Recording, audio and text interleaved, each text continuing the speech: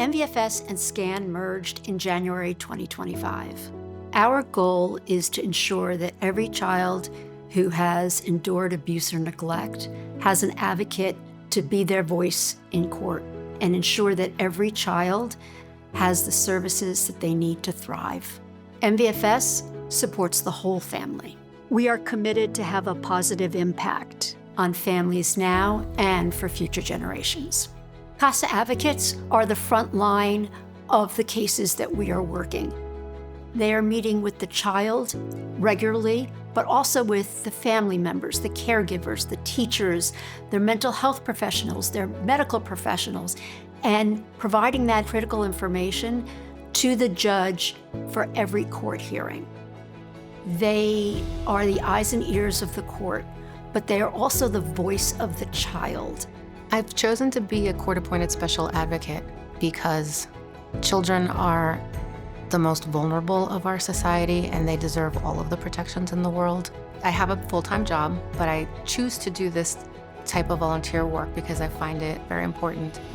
We currently have approximately 72 advocates. The pre-service training is 40 hours over the course of a 6-week training period. They meet twice a week and then have an ongoing commitment of 12 hours each year of continuing education. When I visit the children, oftentimes we'll talk about what they've been doing in school, maybe read some of the books that they're reading so that we have something to talk about. I like to keep things light so they don't feel interrogated, and so play.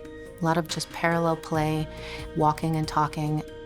Some of the issues that bring children into the CASA situation, the abuse and neglect, is heartbreaking, but can also be uplifting because children, they keep reminding me that they refuse to be defined by the worst thing that's ever happened to them.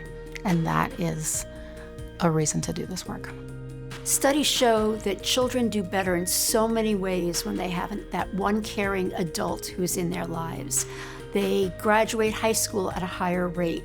Their cases stay in court for shorter periods of time. They receive more services. They do better in school and have less behavioral problems because there is that person ensuring that they are getting the services and their needs are being met. What many of these children have been through is unimaginable to many of us. They have endured abuse, physical, sometimes sexual, sometimes from the people who should be their primary protectors. And it's a hard thing to think about a child being so vulnerable and being not protected by the people who should have their best interests in heart at all times. One of the most gratifying things about doing this work is the resilience of the children. No matter what they've been through, they still have hopes and dreams.